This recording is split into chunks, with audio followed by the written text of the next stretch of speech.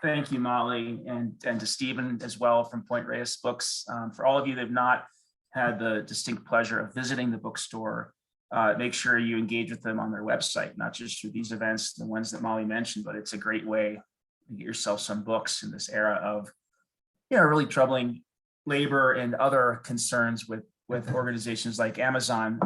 Tonight, I think we have a really big question with volume 3 of the Kinship series, Partners. And I think for me, partners, when we were editing that, a question that kept coming up for me is the basic question of where does caring come from? Where does that come from? How do we source it in times of division? How do we find and grow the deepest store of our caring? And how do we expand that, not just in caring for ourselves and those closest to us, but across cultures and, as we'll discuss tonight, as well across species? Where does caring come from? It is infinitely expanding, as we'll learn tonight, and we must ask where it emerges. I have a friend, an elder of mine, on her fridge that has a line that says something about the importance of seeing each other instead of looking at each other. And I think that practice of seeing rather than looking, I think, is a way to grow caring. It comes with humility. It comes with not just looking for what a person will do for us, but letting go of that and detaching from the ego to understand the person in all their complexity and love that in all ways unconditionally. That is seeing. So how do we see and not look at ourselves? How do we see and not look at our family members? How do we see and not look at our fellow community members? How do we see and not look at diverse cultures across the globe? How do we see and not look at living and more than living beings within and beyond our human sphere? And even beyond seeing, how do we partner?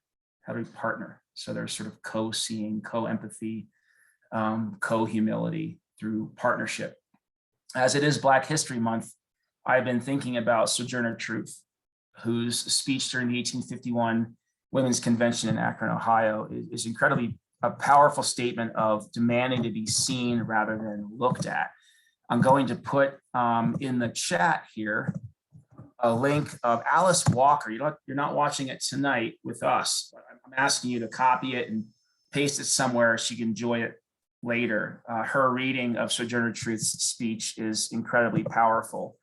And in it, as a woman who was an enslaved person, she's at a women's convention in 1851, and she's trying to push the conversation beyond this just being about the rights of women and equal access to the rights that men have, and trying to create that one of the early intersectional arguments, and argued that, as a Black woman, she was facing many forms of oppression. She says, I could work as much and eat as much as a man when I could get it, and bear the lash as well, and ain't I a woman, right? And in pushing that intersectional kind of thinking, that a movement just for women's rights that was not also anti-racist, was sort of missing the point of fully seeing the situation of all women and the full potential of bringing movements together to challenge oppression.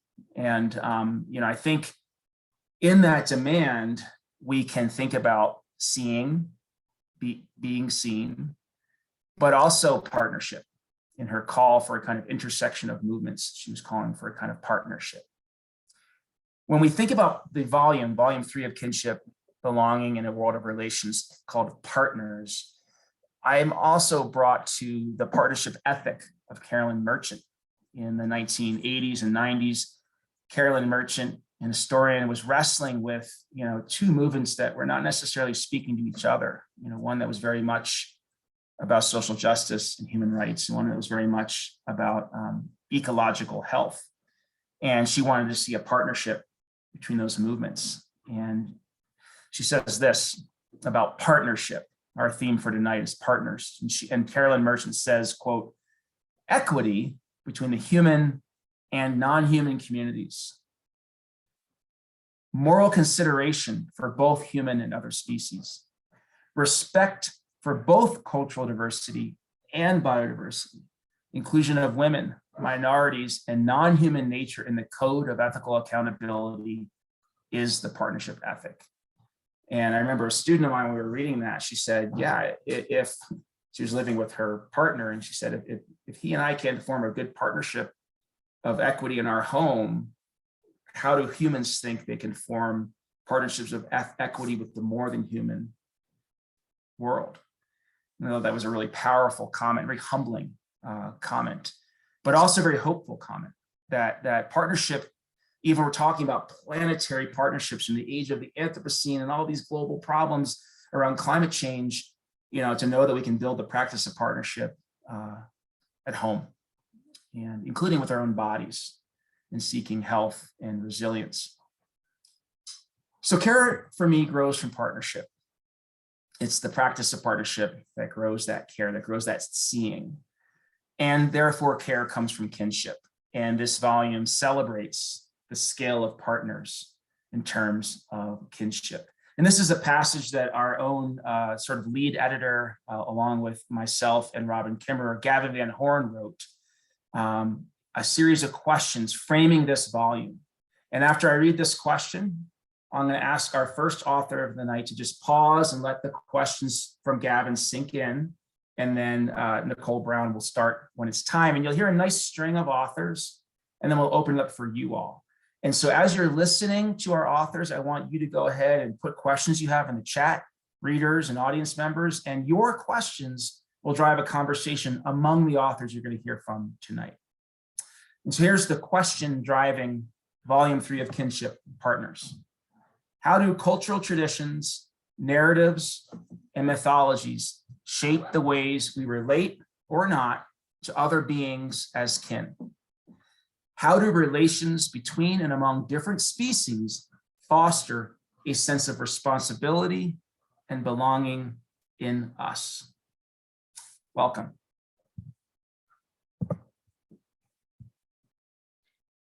Thank you, John, and thank you, Gavin and Robin, wherever you may be. These volumes have been incredibly important to me and have marked a really important moment in my journey that began about 7 years ago.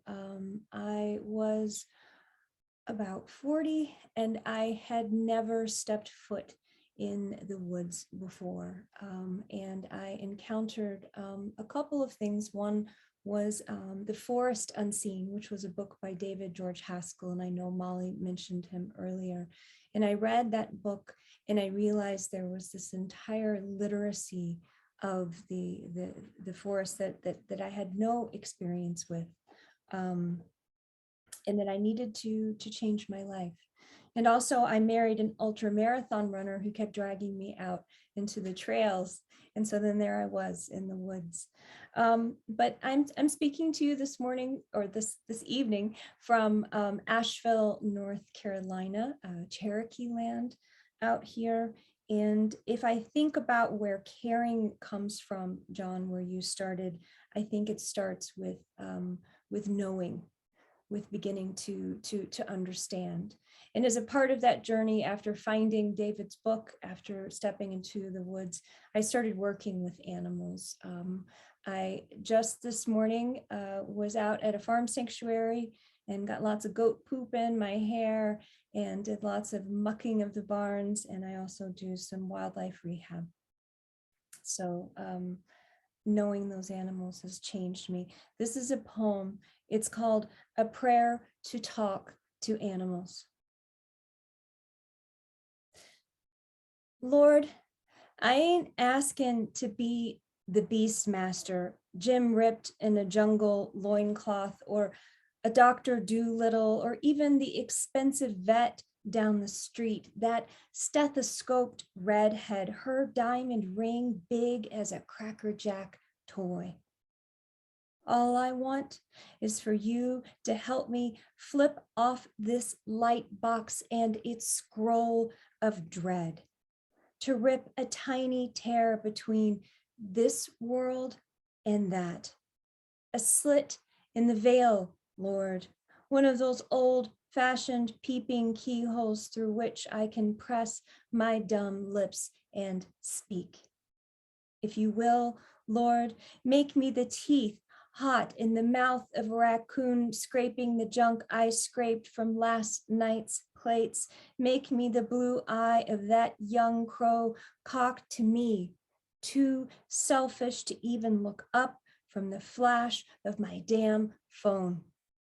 Oh, forgive me, Lord, how human I've become. Busy clicking what I like, busy pushing my cuticles back and back to expose all 10 pale, useless moons. Would you let me tell your creatures how sorry I am? Let them know exactly what we've done. Am I not an animal too? If so, Lord, make me one again. Give me back my dirty claws and blood-warm horns. Braid back those long frayed strands of every nerve tingling with all I thought I had to do today. Fork my tongue, Lord. There is a sorrow on the air I taste but cannot name. I want to open my mouth and know the exact flavor of what's to come. I want to open my mouth and sound a language that calls all language home.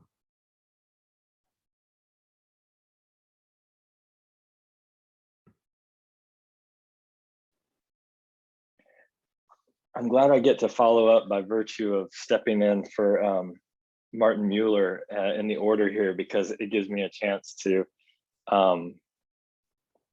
just appreciate Nickole. I can't remember, I have to go back and look at my email threads to find out who pointed me towards Nickole, but when I emailed her, she immediately wrote me back and said, I told her about the Kinship project, and she said, let me send you some chapbooks. And she sent me 2 collections of her poetry. One of the poem that she read just now was in one of them, and just blew my hair back. Becoming Animal. That's what this volume, Becoming Human by Becoming Animal, is such a deep part of this particular volume. The way that we partner with what Paul Shepard calls the others, are the whole widespread, diverse kingdoms of life. And I say kingdoms instead of kingdoms because Martin Mueller, who I'm going to substitute read for tonight, who unfortunately his family all got COVID. These are the times that we're living in. Of course, he would have been with us at 3 a.m. in the morning because he lives in Norway. So he might have been struggling anyway, and I'm sorry he couldn't be here, but Martin wrote to me after he had handed his essay off to me, and he said, I've really been thinking about kingdoms of life, and how kingdoms goes against what Darwin was after when he described descent by natural selection. And he said, what if he even proposed, and we haven't followed up on this, so kind of to be continued on that, but he's like, why don't we write an article for Science Magazine about how it should be kingdoms of life instead of kingdoms of life, and really kind of put it out there. That's a pretty good idea. But this volume, Partners, is about dismantling the metaphor of the pyramid, the hierarchy where humans sit on top above other creatures. This is about lateral relationships, hence partners. It's about rhizomic relationships. I feel privileged to read on Martin's behalf. If you've dived into volume 3, you'll know how incredibly beautiful and poetic his prose is. It's incredible. So Martin, just to give you a little background, is a postdoctoral researcher at the Department of Teacher Education and School Research at the University of Oslo. His Nautilus book award-winning debut, Being Salmon, Being Human. And I wanted to call that out in particular because what a great book that is. Not many academic books dive into the perspective, try to tell the story from the perspective of another species. And he does that throughout the book from the perspective of salmon. And Finally, Martin's writing interweaves moral philosophy, earth system science, indigenous perspectives, eco-literacy, and eco-poetry. And with that, I will stop talking. I will try my best to do Martin's words justice, and I will not be reading this in a Norwegian accent.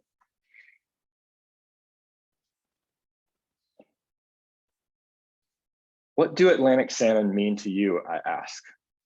I wait. 7,000 years, he says at last. 3 words. They demand patience, to ooze into the space between us, to breathe heat into the burning logs at the center of the teepee, to mingle with the wind and the rustling birches outside, to trickle into the river that grinds past the island on all sides on its way to the Arctic Ocean. That is how long my family has lived on these banks. We were here long before nation states declared the Tana River to be a border between 2 separate countries. We were here long before they curbed our fishing rights. We will not have our fishing rights curbed anymore. We will not leave this island between nations until we are being heard. What is it to try and honor kinship in a wounded world, in a wounded time? To ask again who we are as human beings is also to ask again what or who else participates in this biosphere's unstoppable outpouring into self-expression. Acts performed in defense of life from this point of view of immanence are concrete embodiments of life's yearning to be. They may be politically inopportune. They may be economically sidelining. They may be socially stigmatizing. They may be personally defeating. They may starve our bellies, silence our voices, drain our hearts, break our necks, but they matter. Every one of them matters. Actions that celebrate, honor, or guard life matter as an ontological manifestation of aliveness, a reorientation toward being as being in participation. Life's upwelling into deeper kinship ties cannot and will not be stopped, even as Earth is now shuddering with extinction spouts. Through this living Earth, the universe has infected itself with a wanting deeper than human affairs. It is a deep time infection, moving forward through time as a cascading river of ever unfolding possibility, embodied through living beings who want more of that precious stuff, life.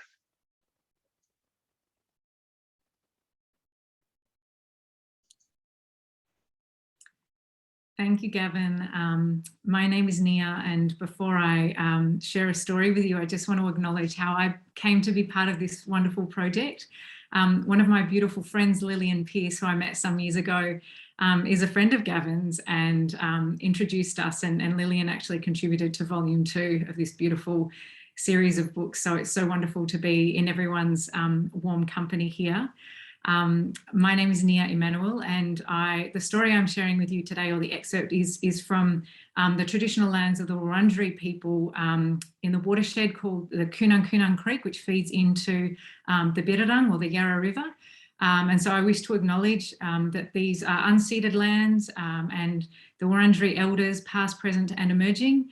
And really, the story that I share in this volume is about me coming to understand who I am in relationship with this land that I grew up with and have come back to, and what it means to be lawful, acknowledging this country, so country with a capital C, as unceded land, but also as an entity that is self-knowing, that has its own intelligence, which has been trying to speak to me since I was a small child, and I'm just starting to learn how to listen.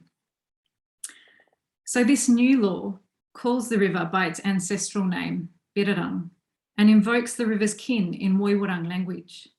In doing so, it makes apparent a much older law and set of legal relations. The Birrarung Act tells an old story about keeping the Birrarung and its relations alive. It is the first time that settler law on the Australian continent has been written in part in an Aboriginal language and has invoked ancestral beings. The preamble to the Birrarung Act speaks of the lawful relationships that hold in balance Birrarung and its kin. Bunjil, the great eagle creator. Wa, the crow who is protector. The Kulin people made from the earth. Paliyang, the bat creator of Bagaruk, women. who came from the waters of the Birrarung. Outside of the Birrarung Act, knowledge of these connections is held in and passed down through dreaming stories.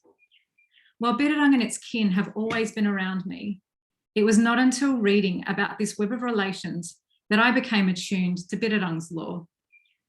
Through this relational understanding of law, the river morphed into something more than just a river in my own consciousness and perhaps more broadly in the collective settler imagination. To see and to listen to Birrarung's law, performed through these kinship relations, is to take seriously other than Lockean cosmologies. And in doing this, the Birrarung Act has the potential to generate dialogue across cultures and legal orders, and to reconcile divergent understandings of what the river is and how it should be protected. The Birrarung Act invites people who dwell with and are responsible for the river, so both First Nations and settler peoples, to enact relationships of care and respect with Birrarung.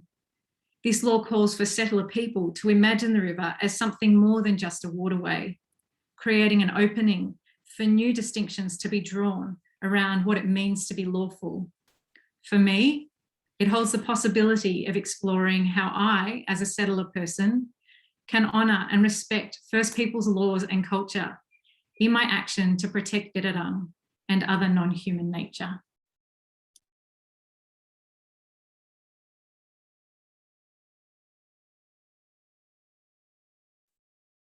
Thank you, Nia. That was beautiful and inspiring. So my name is Eleanor Sterling, and I live and work on the island of Oahu in Hawaii, whose lands and seas are and have been stewarded by the Kanaka peoples. The piece that I wrote for this volume is about some of the challenges that I had when I was undertaking my doctoral research on lemurs in Madagascar, in the land of the Betsmisharaka peoples, and having to warp rich relational experiences into the scientific lexicon for my thesis at Yale University. For my doctoral thesis, I had lived for 2 years in a tent on a small uninhabited island off the east coast of Madagascar, studying one of the world's rarest primates, the aye. The aye is a kind of lemur found only in Madagascar and one of the most unusual animals on Earth. A constellation of unique characteristics, including bat-like ears, a fox-like tail, a chicken-like third eyelid, bird feet-like long filiform middle fingers with no flesh, rodent-like continuously growing front teeth, and mammary glands on their bellies, set this creature apart from all other primates. The island where I undertook the study, Nosimongo Bay in the Bay of Antagil, is a gorgeous, steep-sloped forested nature reserve, complete with a sparkling waterfall right next to camp. Idyllic for short visits, it posed challenges as a multi-year research site. Average annual rainfall is over 13 feet a year. I soon learned that everything molds in this climate: passports, money, clothing, paper. There was no electricity, so the Malagasy rangers and I had to follow animals all night with flashlights. I had brought a portable solar panel for the rechargeable batteries, but frequent clouds and rain impeded charging. It meant that we often ran out of batteries in the middle of the night on the far side of the island and had to wait for daylight to make our way home. Climbing down slippery, steep slopes at night meant last-ditch grabbing of hanging vines for support that were too frequently harboring stinging scorpions, leaving hands swollen and painful for days. Smaller scorpions packed the most pain. Working in the dark and wet meant that the ubiquitous leeches would find their ways into our socks, suspend from our binoculars, and crawl into our mouths, evading our fingers that were too soggy to pull them off. Finding and putting radio collars on solitary, secretive animals that nest high up in the trees took months. Habituating those animals, they didn't run away as we were following them, took another few months. It was exhausting work. And not able to sleep in the it was exhausting to work all night and not be able to sleep in the scorching heat during the day. Yet I recall as if it were yesterday, the elation I felt that night 30 years ago when I first realized we could start taking data. It was pouring rain and the rangers, Victor and Bartholomew, were asking me over and over, where's the animal we're following? The fancy and heavy telemetry equipment I was carrying let me know we were relatively close, but the acoustics of the place echoed such that it seemed like the sound in my headphones was coming from a submarine far away. Closed my eyes to concentrate, turned a circle with a double H-shaped antenna, and then sighed in frustration as it caught, as usual, on a hanging vine. I opened my eyes, thinking to untangle the vine, only to find that the antenna was instead impeded by a tree trunk just where the animal we were following was feeding. It was less than 2 arms lengths away, and the ayai, Namana, was busy concentrating on the food and ignoring us. Clearly, we were not impacting his behavior and could begin taking data on his activities. We often pondered if the animals just took us for random forest beings. Then one day, Louise, a friend from college who had come all the way from the United States to visit and learn, came with us on our nightly study.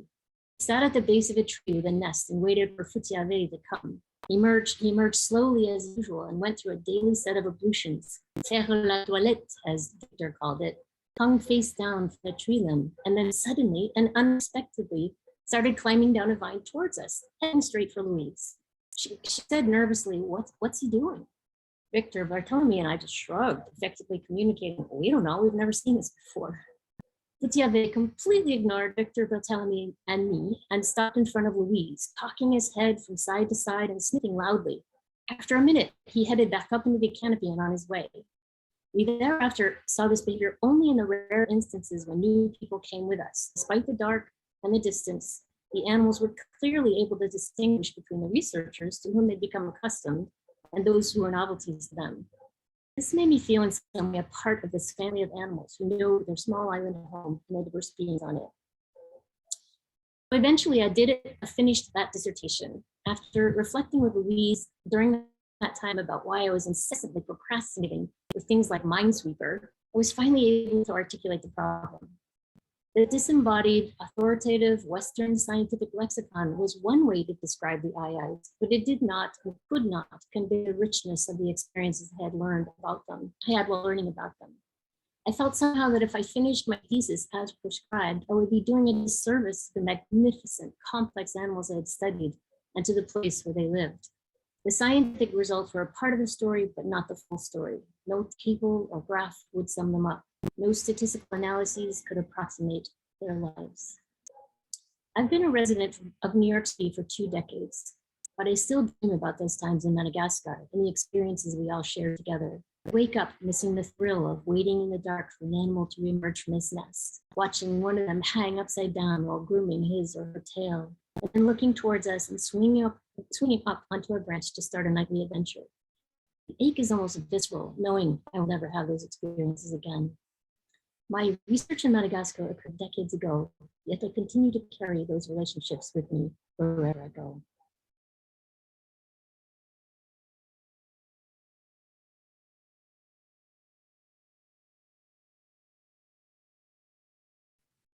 Nyawagoa, Eleanor, Sego Seguego, Ganyet Dahoe Yungyats. Greetings, relatives. My name is Rowen White. And I brought my garden here because my chapter is all about Sky Women's Garden. And so I brought a little bit of Sky Women's Garden here to this sharing circle. So there in the garden, close to the living, breathing, pulsating earth, I found the headwaters of my breath again, tuning my senses to notice the million tiny miracles of expressions of life all around me. The countless ways Mother Earth sings her songs, tracks of tiny paws in the dry red clay dust, tiny little fuzzy nascent watermelon fruits clinging delicately to vines, the sensuous way beans were dancing counterclockwise around the corn stalks, bean leaves sticking to my shirt like Velcro, the fine little hairs around the edges of each and every leaf and stem, the cool exhale of plant stomata breathing, beetles making funny little clicking noises as they meandered, the crackling, static song of a hummingbird perched in a nearby pine. We shared the same breath, and I felt in the earth of my body that the same essence that animates those beings all around me courses inside of me, connecting us in kinship. There I was, sitting close to my beloved Mother Earth, Yakanista'a Ohunja in my Mohawk language, in all her aliveness, underneath the foliage of the Three Sisters garden, planted with seeds entrusted to me by my elders, some of whom are now ancestors. I had this profoundly visceral and familiar remembrance that this too was Sky Woman's garden. For as our elders tell us in our stories and ceremonies, our creation stories never ended. These timeless stories continue to unfurl each and every season as we renew our ceremonial bundles and plant the seeds and sing the very same songs that Sky Woman and her daughter sang when they first came here to the place we now know as Turtle Island.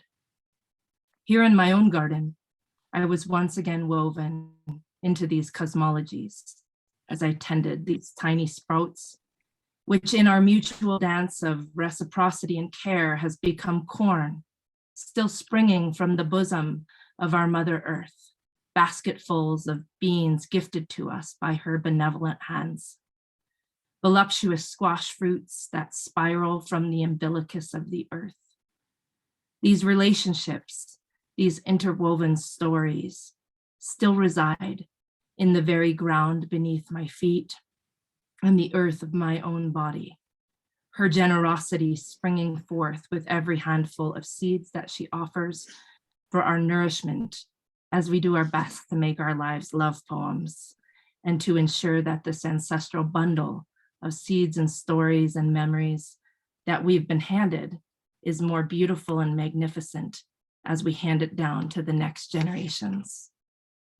In this earth and hand prayer in my garden, I rehydrate those agreements, those promises, those reciprocal agreements that link me through the bloodlines, through countless generations of women who came before me, who kept the seeds alive in the face of unspeakable atrocities and adversities, because they knew that the young women just like me would one day apprentice themselves to the very divine life cycles that have been unfurling since original woman's first dance on Turtle Island.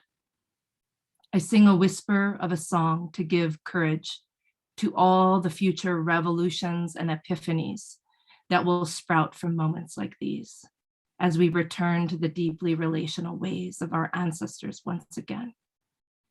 May we remember that we are woven into a beautiful tapestry of kinship of place as we push against the narrative, the modern narrative of disconnection that tells us that we simply live on the earth instead of living inside of a beautifully storied relational landscape. May we lean into this practice of reverent curiosity as we enliven the stories that lay dormant in the land, allowing us to sing countless praise songs to the most exquisite earth family that has never forgotten us.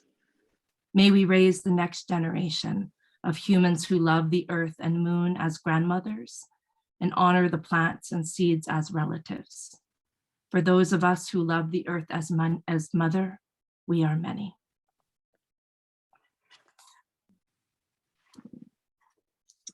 Wow, thank you so much, Rowen. That was beautiful. Mhm. My name's Toby McLeod. I'm a documentary filmmaker in Ohlone country, Berkeley, California. And for context, I'm going to be showing just a few photos to go with my reading. Run for Salmon, which is what my chapter is about, is a 2-week prayer journey during which anywhere from 30 to 100 people follow the migration of salmon from San Francisco Bay up the Sacramento River to Mount Shasta, climbing 1,000 feet, walking, running, biking, canoeing. It's a journey led by Winnemem Wintu Chief Colleen Sisk, who I've worked with for 30 years now as a partner, the theme of the book. It's a truly healing ritual. I've seen it change people's lives, a mixture of tribal people, descendants of settlers, praying together, raising awareness about endangered species, water quality, climate change. And it's a spiritual journey in service to salmon, felt very much to be kin. So the reading. The Pomo roundhouse captain and singer, Gary Thomas, led 3 Winnemem dancers down through tan oak trees, their orange flicker feather headbands radiant amid backlit green leaves. They walked slowly along a ridge 20 feet above the crowd that had assembled below in a circle around the fire. Our journey was ending. The 3 barefoot dancers swayed like salmon tails, whirled and bobbed like birds. Colleen came over to a couple of native California men I was standing with and asked us to move over and stand behind Gary as he sang. She nodded down toward her moccasined feet, encouraging us to stomp ours in rhythm with the drum. This is how we call the salmon, she said to one of the elders from Hupa, stepping to the drum beat and waving a blue scarf that flowed like water in motion. As we touched the earth for the next half hour, it turned out to be the perfect place to snap some photos of Gary and the dancers who finished each short song with a cry as they circled a few feet away. The ceremony drew to a close with a whole group, dozens of people moving in a circle around the fire. The dancers exited and walked back up through the forest. In the stillness that followed, Colleen pointed at me and filmmaker Will Doolittle and signaled that we should come over to the fire. She said, "Bring your cameras." Colleen blew tobacco smoke over Will, placed her hand on his heart, and talked to him in a soft voice. She blew smoke over my face and hands. Then she looked down and nodded toward my camera, which I lifted so she could blow smoke on the lens and then over the body. The dance captain, Rick Wilson, smudged us from behind with sunflower root. The world seemed silent and still as warm sunlight showered down from overhead. It was a blessing, a perfect moment. Colleen put her hand on my heart and said, "Thank you for telling our story.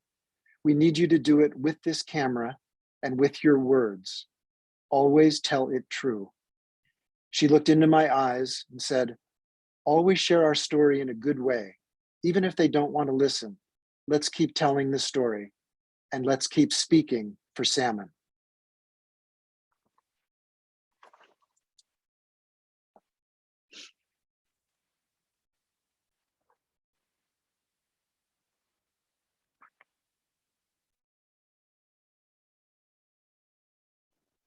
I think you're muted, Brenda.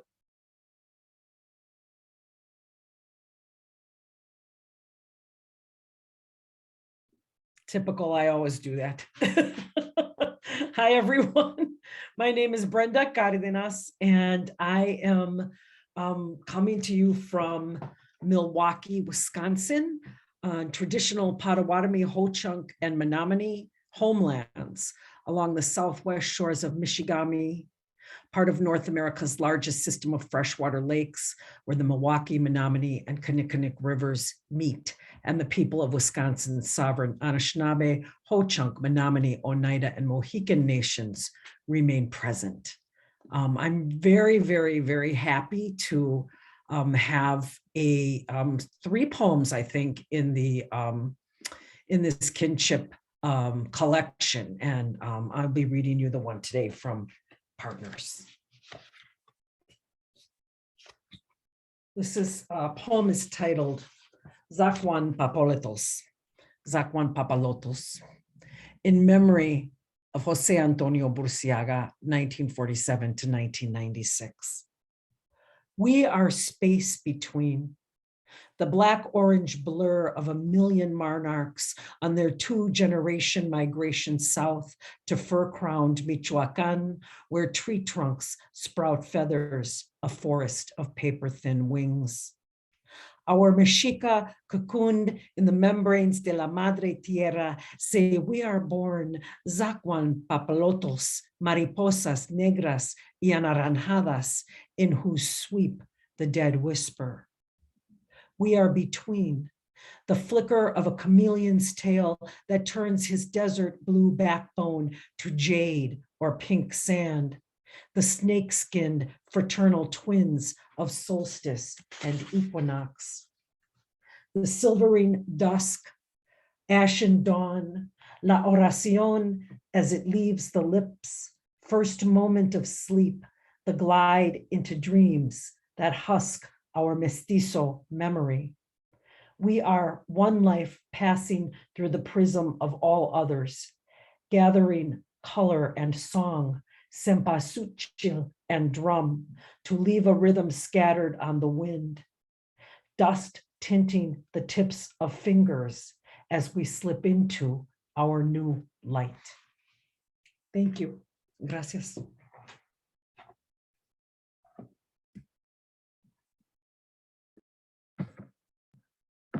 I will let the chat respond and share my gratitude for all of our authors and speakers and artists tonight.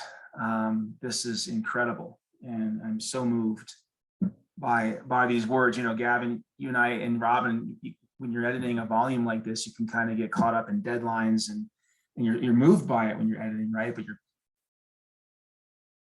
trying to corral many different people with many different gifts, many different backgrounds, right? And move toward a direction to meet the goals of a press, and just to then step back and hear it in our authors and friends' voices. It's so moving. The idea now, my goal now is to make my life into a love poem, incredibly humbling and challenge accepted. And, you know, and those kinds of words are just the kind that stick with the soul, stir the soul and stick onto the soul. Thank you all. Entangle and make kinship with the soul, maybe a better way to put it.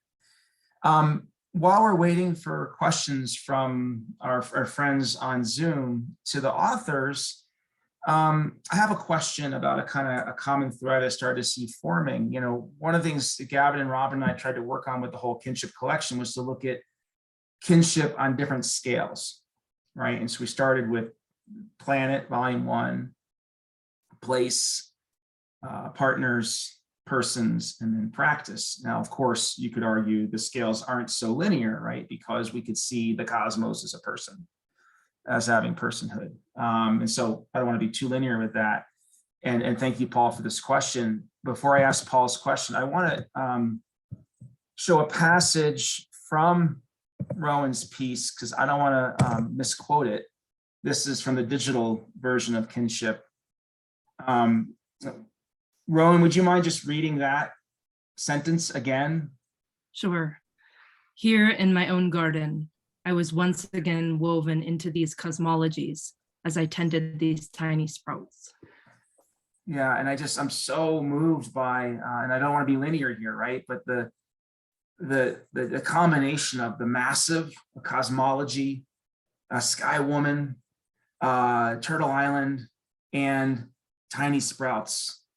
And I want to start with Rowen, but ask everybody, you know, the practice of kinship on the level of the tiny, partnering on the level of the tiny, has that for all of you been a portal into the unending?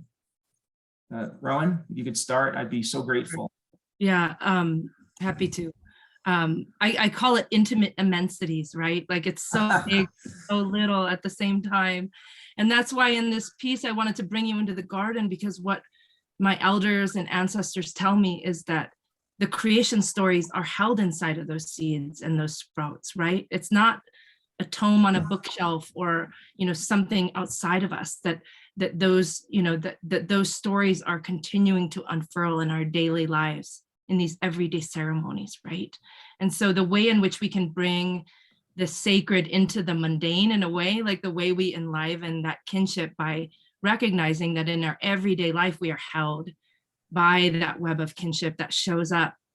Those big stories show up in little ways in our everyday, and they reach out to us and they remember us, and they're asking for us to remember them, right? And so that's that intimate immensity. And I'm just such an apprentice to seed in the way that they show us that the way that memory is held in such that big and small way. So would love to hear from others. Yeah, I'm loving intimate immensities, and Gavin came up with the subtitle of belonging in a world of relations, but I think Rowen held is even more compelling than belonging. We don't have to hear from every single speaker and every question, but would anybody like to build off what Rowen was saying around intimate immensities? Nickole? Yeah, I mean, I absolutely I love that, because one of the things, and I think it kind of circles back to what Gavin was saying earlier too, in that becoming human by becoming an animal, meaning that, you know, you live then through your senses, what you smell, what you hear, what you taste, and it could be an apple in your hand, it could be a leaf, it could be a bird, but the everyday mundane becomes then a miracle and becomes something sacred and holy and not dismissible anymore. Mm. And I think that's something that I've turned to again and again since I turned my writing towards the natural world, is just that the life is just absolutely full of these miracles, and most of them we just look past them.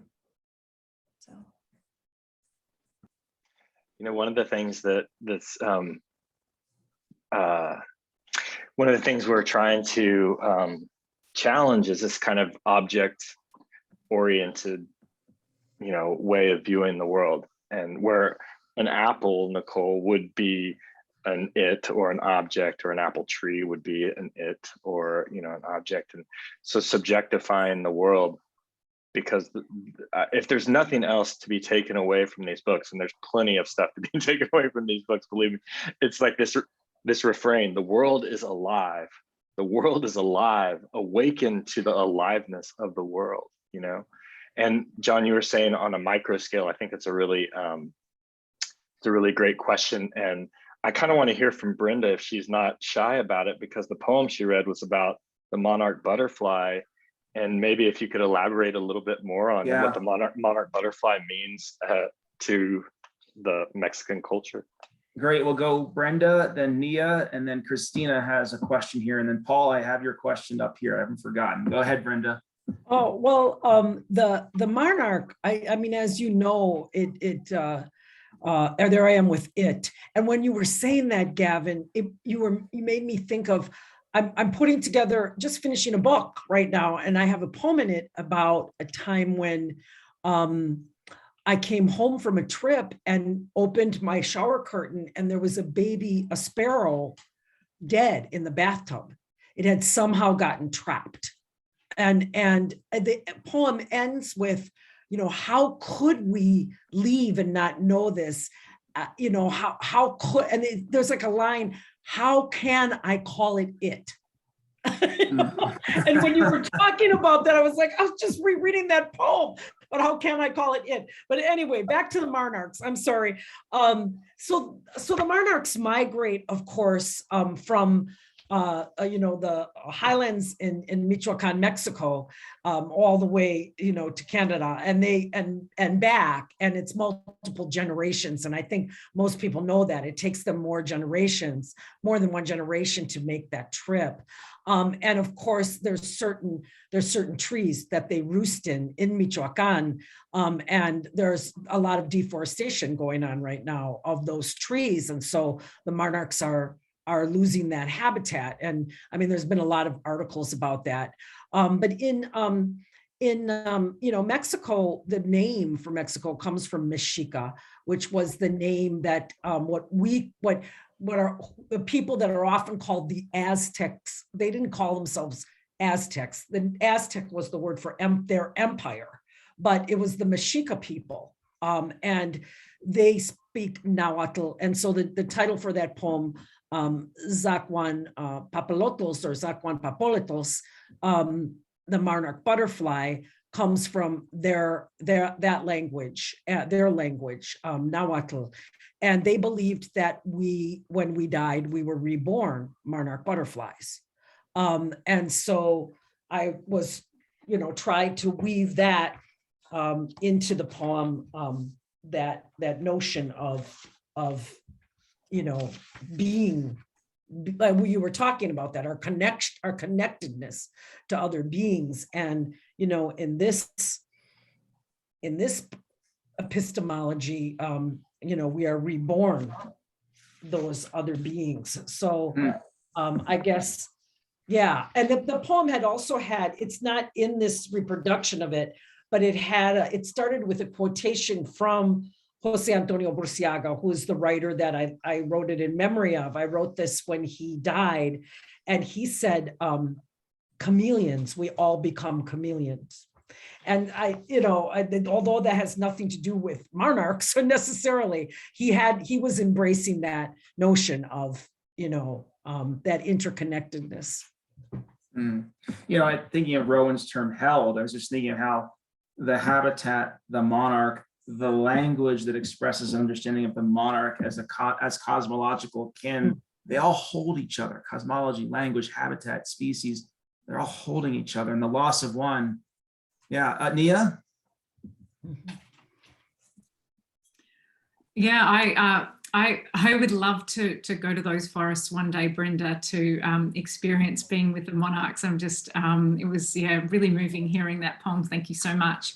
And in terms of intimate immensities, I've just been really reflecting on my own journey, on how my own sense of being with and in the world, and as the world has changed, and I feel like it's really happened through others calling to me and in my dream space. And there was this time when after I had sort of done my collaborating with friends in the Northwest Kimberley, the Galara Baloo people who are traditional owners up there, and I had been walking that country for many, many years, and it was sort of only through my relationship with the land that I started to kind of wake up to others that had always been there that I hadn't necessarily been super aware of. And in particular, these mamara or spirit trees. And it was through my relationship with those trees up there that when I came back down to Naarm or Melbourne, and I'd been here for a while, I had this dream of these mamara, and I thought, oh, but that's not a dream of up there, it's something's here. And I was walking sort of on my, usual route to this cafe and through this beautiful gardens with these remnant trees, these big river red gums, and realized that there was this big tree that like, it's like, see me, like, I'm here. I've been calling out to you, but you haven't really been paying attention.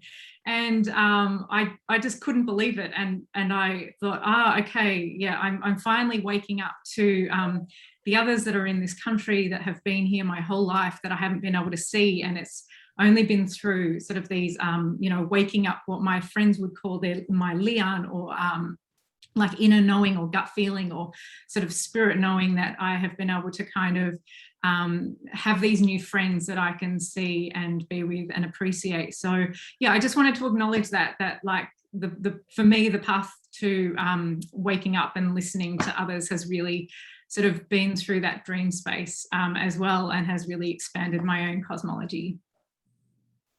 Yeah, that's beautifully said, Nia. Thank you. What a powerful vision to be seen by the more than human world, and as a practice of waking up one's spirit. Someone on the chat here, Christina, and I don't know, I don't remember, Christina, where you identified as being from, so I apologize. It was in asking Rowen directly, and then asked others to comment perhaps. Did our ancestors know about tiny organisms that live in the soil? And I think it's an important question, even if one doesn't emerge from the same community, perhaps as Christina, because it's about how deep does this kin knowledge go in however you define your kin network. But Rowen, I don't know if you want to. Sure. Christina first. I mean, I think I just want to honor the generations and generations of what we like to call like grandma science, right? Like we have these revelations, and from the world around, people understanding these complexities of structures of DNA and the organisms in the soil. We call them soil people, right? Like they're actually living beings, relatives that we tend to. And so, yes, absolutely, there are stories that are embedded in this multi-dimension, cosmologies are multi-dimensional, right? And they're portals into all of this knowledge. They're a memory landscape of all of the collective memory that we hold through the generations. And so Unfortunately, due to the impacts of colonial violence, there are lacunas or gaps in some of these cosmological stories and the oral traditions that perhaps speak more intimately and directly to some of these beings, small and big. But I also want to invite us that we are part of a continuation of continuing to write these stories and bring them back. And I use the word rehydration. We rehydrate them. We rehydrate them, and they're actually alive in the soil. They're alive in the land. And so we as humans are one of many beings who are now rehydrating these stories that maybe had to go dormant for a while during times of great transformation. And so. Incredible. And I'm reminded of, and someone in the chat, our Good Times mentioned, Robin Kimmerer talking about key as replacing it, and Brenda, you were talking about it, and we're getting this really important, vital revolution in pronouns from the generation coming up right now in terms of gender identity. But I think allowing that breaking down of binaries to continue out into the more than human world, right? And for Robin, it's key. It's key. And to me, that also fits Robin's view that kin is a verb. And so, Rowen, when you were talking about rehydrating, that made me think of kinning, right? Would anybody like to pick up where Rowen left off, or shall we let Paul ask his question?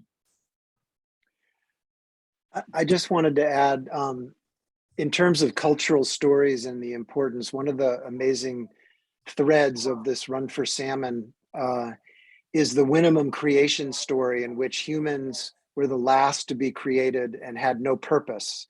And salmon and fire and water came back to sort of, and the creator said, you're going to need to help this one because this one has no purpose. And salmon offered their voice. Salmon could speak, and they offered their voice to the people. And in exchange, the people made an obligation and a commitment to forever speak for the salmon. And I feel like it's a cultural story that has a real vitality, and it speaking of kinship, right? It just weds the human to the salmon and has this incredibly important obligation to remember and to always speak for salmon. And it creates this identity, kind of this always seeing, always hearing, always identifying with this incredibly important species. So cultural stories in the water, in the soil, really important. I like it. They use web as a verb there as well. And I think this discussion of purpose, fits Paul's question, which I just put in the chat here. What kind of kin relations helped find or source the authors of this series? How do we find each other? So I think, Paul, don't let me put words in your mouth. You may reword this if needed. But I'm hearing from Paul, how is the kinship contemplation and practice a spark for you in terms of purpose? And where did that come from? Well, I think in some ways, there's not one of us who is listening tonight or sitting in the circle that's untouched by the grief of diaspora, right? And I don't even mean, like, I can speak as an Indigenous woman who still lives on the continent of my ancestors, but we live in a diaspora of time, and there's all many layers of diaspora. And so in some ways, a lot of what I read through the pages of these books is us finding our way home, right? This idea of finding our way home and finding our way into our humanness again, in our place in the world. And I think that's such a beautiful common thread of what I've read on these pages, and what I think perhaps has woven many of us together to be sharing these anthologies. Thank you. Yeah, I mean, when I hear that question too, I sort of think of how E.O. Wilson, how he referred to this era as the era Mosaic, or the age of loneliness. And I think that, Rowen, you're right. We're separated from each other. We're separated from the place where we live. And in so many ways, we're separated then from our non-human kin. And I always remember I had this really interesting conversation with David Haskell. At the time, he and his partner were raising lamb. They had some little sheep and whatnot, and the students, of course, were flocking, right, to see these little babies, and we're holding them, and we're like, oh. And I think in a way I was trying to be rather serious, and I'm like, well, does that cutesy stuff ever get on your nerves, And he said, no. He said, they're responding to something so old and so sacred that's missing within them. And you think about how many years humans had when these animals were right there in their homes and we're right there alongside them, and now we are bereft of them, and we feel the way we do, but we can't quite figure out why, And I think every time I step into the barn at the sanctuary where I work, it stitches me back to myself in this really profound way. And it has a lot to do with coming back to my body, but it has a lot to do with just not feeling that loneliness anymore. That's really interesting too, what you were just saying about the that separation from these non-human beings and the loneliness coming with it, especially given that they're unfortunately losing so much of their habitat, that they're around us even when we're in cities more and more all the time. I mean, they're more of, I'm thinking about the other anthology that Gavin edited, that I had poems in the City Creatures one, right? Because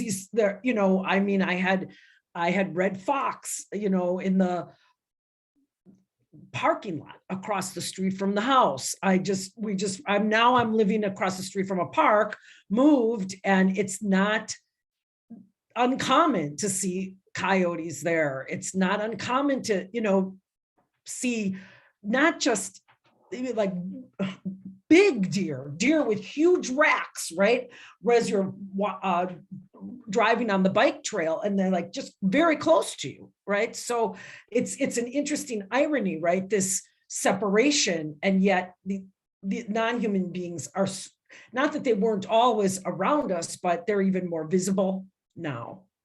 Well, and that's the cultural insanity, right? Like the cultural insanity of the time is that, as I said before, we are held in a complex web of relationships all the time. Like if you ate today, the plants did not forget about their agreements to take care of us, right? If you breathe in air, the trees are giving that breath to us, right? But the cultural insanity of this time is that we can't see that web of connection anymore, right? Like it's actually invisible to us. And so part of this kinning and part of this rehydration is, again, making it more visible in the day-to-day, and acknowledging and recognizing that that's there. And that's the cultural sanity that I think is emerging in this time of story and narration and reconnection. I know I don't speak for all communities in the US, but you're thinking about the US as perhaps the most affluent society that's been created, and yet has the highest depression and anxiety rates out there. I think a lot of it has to do with the disconnection and separation Brenda's talking about, the loneliness Nickole and Rowen are talking about. I'm curious, Toby, Eleanor, Nina, Gavin, your thoughts on how the practice of kinship is an antidote to species level, world historical loneliness. Yeah, I was gonna say something that rips off of what many of you have been saying, which is that I grew up in Davis, California. I saw a number of you are from there, and for decades after I left, I still said to people, "I'm from Davis, California." My husband said, "You've been out of Davis way longer than you were in Davis." And then I felt like I didn't have a connection to anywhere. Like, who am I if I'm no longer in Davis, California, and I don't have those relationships and those memories of that space and that place?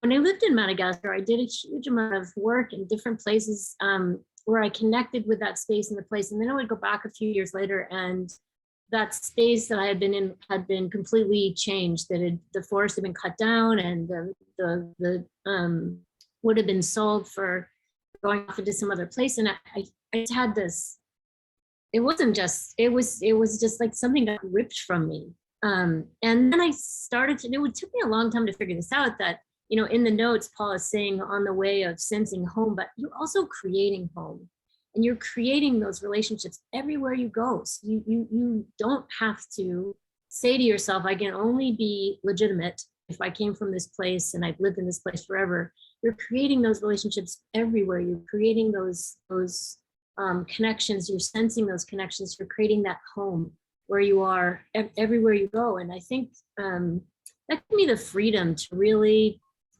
feel better about this whole solastalgia, this sense of loss over these places that are disappearing and change around us. But to really think about wherever I am, I can make that space something I can be a part of and contribute to and strengthen. So that's important for me in thinking about these issues. Yeah, just to pick Gavin, up. I was just going to say real quick, you know, that, you know, Eleanor, it seems like there's an action in there that's necessary, right? It's not just, were you born into a place in which you were held in an open-eyed way by the more than human world, and you're still connected to lessons offered by your relatives, the monarch.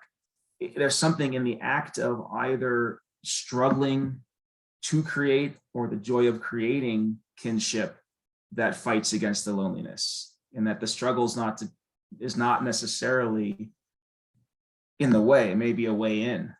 Gavin? Yeah, I was just gonna say, John, I think you know this anecdote, but when we're living in the Chicagoland area, before we moved out here, I was out in the garden growing, and I was just sitting there, and maybe I was watching bumblebees or something. I can't remember what I was doing, but my wife saw me from outside the kitchen window, and she came outside and she said, I came out here because at first I felt really sorry for you because you were all alone, and then I realized you don't think you're alone. I was like, yeah, you're absolutely right. You know, so I think just you know, following up on your sort of question and prompt there, John, you know, I think it's really important to find a practice that helps us transition from looking at the world as though it's a passive backdrop to our activity, like it's a theatrical, you know, stage curtain to what we're doing as human beings, and begin to see it for what it is. And kinship is a way into that transformative perspective when we begin to regard the lives of other creatures and as we're just one among many millions, billions even, of lives that go into creating who we are and who we become. So yeah, making that switch, I think, is important. And that is what ceremony is, remember? That's what ceremony is collective kinning, right? It's collective remembering, it's collective reweaving, right? And we, you know, just as Toby shared the ceremony of the salmon and those beautiful, you know, regaliaed humans looking as though, you know, embodying their animalness, you know, with the feathers and the, you know, they become different kinds of beings in that moment. And it's not a metaphor. It is like they are becoming those animals. They are, you know, entering into those worlds and those spaces. And so I think that is vitally important in this time. Whomever we are held accountable by and whoever our communities are, is remembering that these ceremonies are returning to us in new ways, and the importance of not only our individual kinning, but the collective kinning and how important that is in this time. And that brings us back to Robin's essay in Kinship, where she talks that remembering is actually remembering. We're putting something back together, including a community. And ceremony is that great way of remembering. Nia, you have your hand up. Go ahead, please. I think one of the other really important processes or forms of action in remembering is storytelling as well. And I just, wanted to point to that, the really generative work that stories do, and that we live in our stories. And going to the question that Christina has asked, I'm really aware now of the stories that I live in, and how the processes that are taught to me by those stories either help me to feel that sense of kinship and closeness and responsibility, and a sense of duty and care, or whether those stories that I'm living in separate me. And, in terms of that bigger question, that huge question that you've asked about, how we can channel this earth energy towards large projects that continue to destroy vast and incomprehensible amounts of land. For me, it's all about, well, what stories are we living and doing in our everyday, and how's that reflected then in even, not just processes of care, but, administratively. And like, if you look at, like, for me, I'm sort of moving into law now, like our legal systems, do our legal systems allow us to have relationships of reciprocity and care, or do they force us to have relationships of distance, where we do perform this kind of Lockean metaphysics? So I think it's in those kind of the accumulation of the everyday processes that we live through our stories that are then reflected in the world that we shape. Yeah, that's that restorying, right? We have to restory the world, right? We have to re-infuse. Restory the world. Can you just, one of you, say a little more about that? The thick skull here is loving it, but wanting to open up more around it. Restoring the world. I mean, I can lean in to that because it's something that not only am I individually working on that, but, as a community, we are doing that, which is to it's re-imbuing the landscape all around us with this, again, it's this multidimensional understanding of who we are, in the bigger world. And so again, I think, just speaking to what Nia was saying, I guess an example of that is how are the big stories being shared in little ways in our everyday. Like, for instance, my father's an attorney, right? And he works with Indigenous communities on land sovereignty work. And there are frameworks being developed by attorneys here on Turtle Island that are actually granting rights to rivers and to landscapes and to non-human beings, and also granting rights to future generations, right? So inherent in that act of creating that is extending a story into spaces where maybe previously these other colonial or imperial stories have only resided, right? And so it's bringing new stories into those spaces. Like, I do that all the time with my seed work and rematriation, is I go into gene banks and they know these seeds as germplasm and accessions and, these very scientific jargon. And I'm letting them know, these are my relatives. That seed you have in your hand was the very bean seeds that Sky Woman herself sprung from her hands when she, passed in our, cosmological story, right? So it's bringing that livelihood and restoring into those spaces. There's all sorts of ways in which we can bring those stories back, because then it rehumanizes. And we all, it's just like what Brenda was saying, I think you were saying earlier, is that there's this remembrance that comes forward. Like, we all have these stories in our blood and our bones, right? It's not far. We can grasp them fairly easily. And so it's just making space for them in our everyday life. Thank you for that, Rowen. It makes me think that not only is restoring a vehicle toward a return to remembering our kinship, but it sounds like the story itself is maybe our most important kin. Nia, were you going to expand on that? Eleanor, I didn't want to cut you off as well. Brenda, you have unmuted. So we're going to close things up here in a sec, but I wanted to give each of you a chance Go ahead, Brenda, why don't you go first? What was I? I just almost lost my thought. I was just thinking about, there was a question about what can we, in the chat about what can we do about this, on a large scale where there's so much land being destroyed. I mean, large scale, I don't know, but like even the small scale, I think part of this kinship and part of, I keep thinking of the word empathy as we're talking, part of having real empathy, right, for each other and for our non-human compadres and comadres, right, is to think about, these little choices. I mean, it seems obvious, but I've been working really hard on getting rid of plastics in my household and in my everyday living. That's incredibly difficult, right? Because they put everything in plastic, everything. And, I can just go back to when I was a child and a lot of products came in glass. Not that glass is good. I mean, glass lives in a landfill a long, long time, but it isn't plastic, right? And now you really try to do it. It's very expensive. I'm doing it anyway, right? I'm doing it anyway.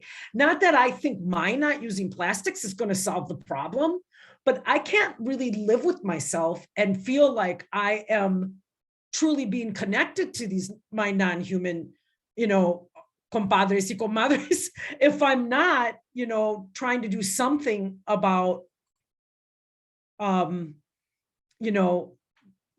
the destruction, right, of their habitats, etc., in all kinds of little ways, right? Sometimes I think it's a lot of little ways. I don't know if I'm making any sense. I'm getting off topic, but yeah.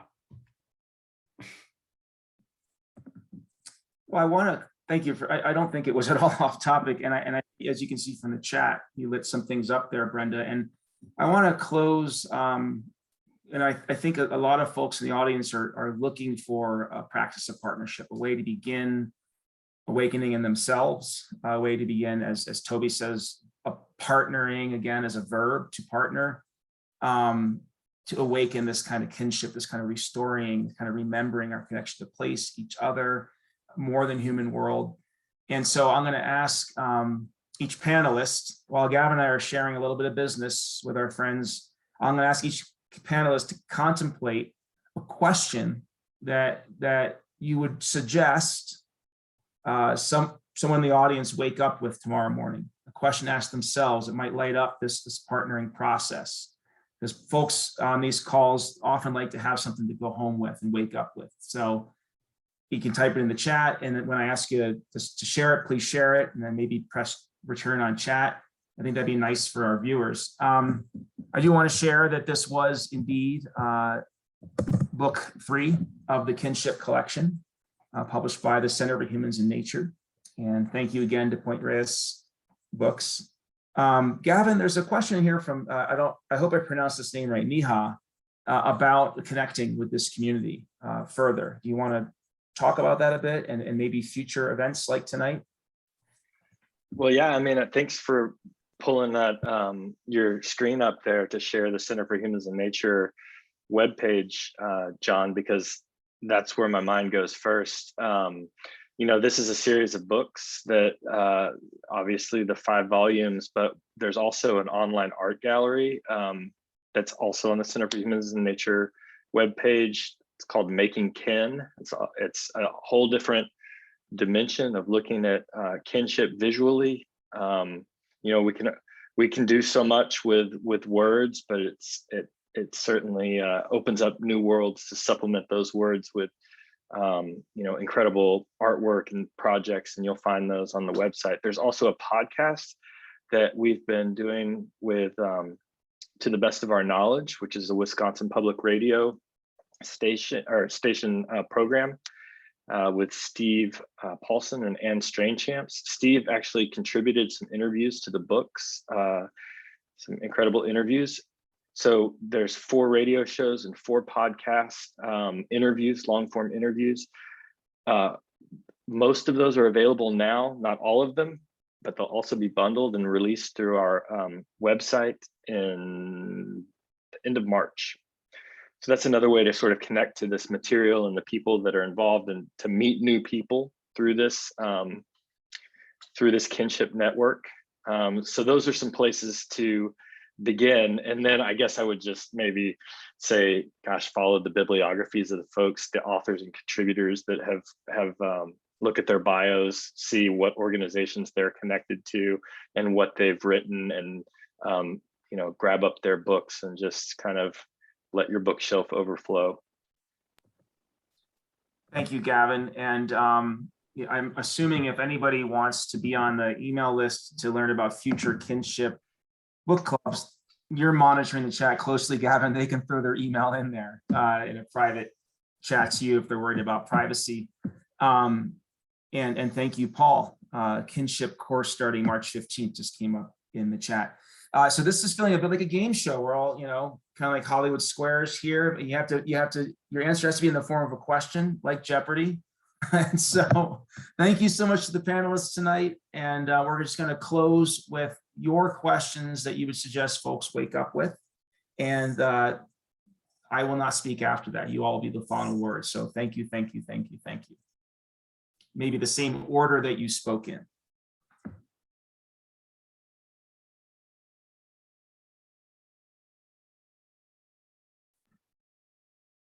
Were you wanting me to read my question?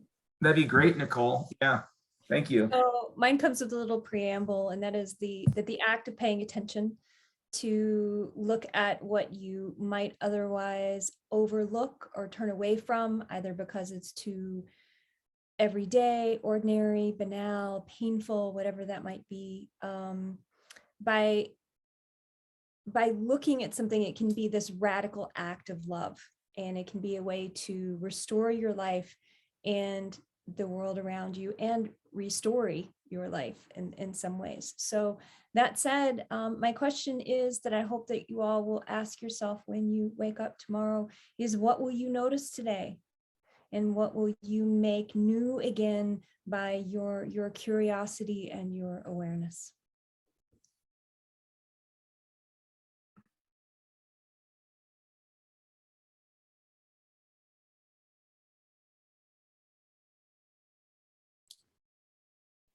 I might jump in, Gavin. I don't know if you were going to on behalf of Martin. Oh, please go ahead. Okay. The question I'll leave you with is the question I've left myself with, which is really, what does it mean to be lawful on a land and waters that are full of law? Thank you, everyone, for joining us. Thank you, Nia. It's such an important question. I really want to learn more about what you're doing. And it seems to me that Nickole is my sister, because we both came up with almost exactly the same question, framed slightly differently. And it's what I ask all of the, I'm the director of the marine biology lab here in Hawaii. And I ask my colleagues and scientists to do this every day, to ask ourselves, to say, do you stop every day, take a deep breath before racing to your first task of the day, and ask yourself, what am I doing today to partner with this place where I am, to contribute to the continued story creation? I love that. So I invite you all, perhaps over a cup of tea or your breakfast or a meal tomorrow, to think about the plants and animals of your ancestors, and what is one plant or seed that you could reconnect with from your ancestral lineage. And perhaps your ancestral lineage is a windy path, but what is one way in which you can reconnect to a plant kin or food of your ancestry, and what does it mean to be in a reciprocal relationship with that plant, seed, or food? Thank you all for a wonderful conversation.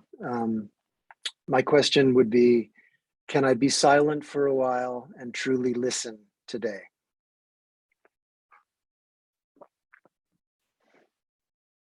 And my question is somewhat similar. What non-human being is the first you listened to or saw this morning Now, what can you learn about this member of your family that you don't already know?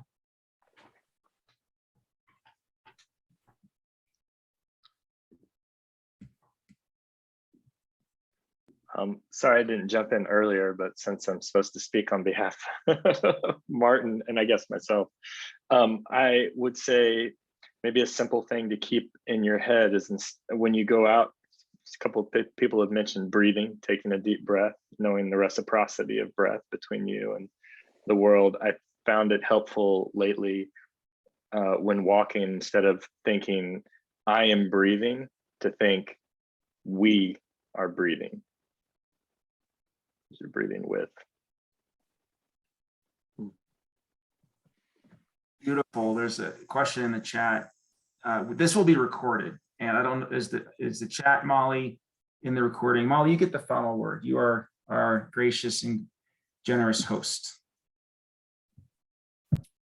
Well, that's a challenge to step in at the end of that beautiful conversation. This is recorded and will be recorded and shared.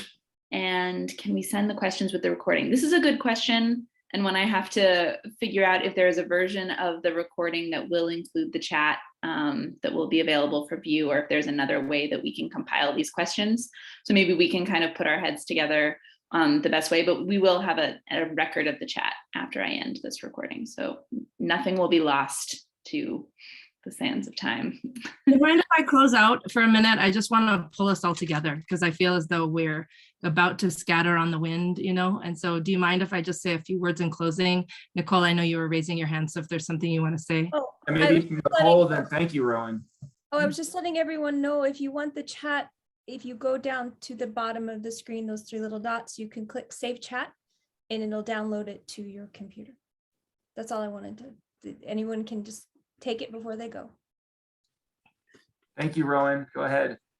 So I just want us all to sit where we are, our feet on the ground, and I just want to find us a moment to imagine the lineage of ancestors, human and not, that are behind us and that brought us here today. I want us to honor this grand lineage of ancestry that made it so that we had breath in our lungs today, and that we had good, clean water to drink, and that we had food to eat, and that you had, you know, your heart was beating and promised to give good life again for another day. And so I just want us to put our hearts and our minds together as one with that intricate, beautiful, alive tapestry of kinness. And I just want to say to each and every one of you who may be in whatever layer of diaspora that you're in, is that those kin are waiting for you to come home to them, and that it's never late, never too late for you to reintroduce yourself and to reach out and extend yourself back into that web of kinship. And that is going to be the revolution that will allow the new world to be birthed, you know, that we are all praying for. And so we get to be those ancestors who make those prayers in this moment for those 7 generations down the line, that said that we didn't forget the stories and we didn't forget our responsibilities to be good kin. And so I just leave you with that prayer, that you're empowered as you leave this space to remember that we're all a part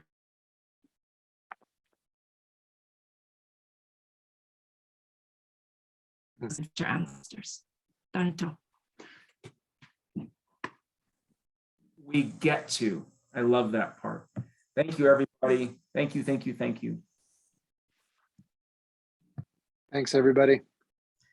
Thank you, everybody. So beautiful to hear your words and see your beautiful faces. Thank you, everybody. It's so nice to have Ken here in this room with me. Yeah. Thanks, John and Gavin, for your hard work, and Molly for hosting us. Thank you. And the kids. Oh. Woohoo to that. Be well, Bye. my kin. Take care. Bye-bye.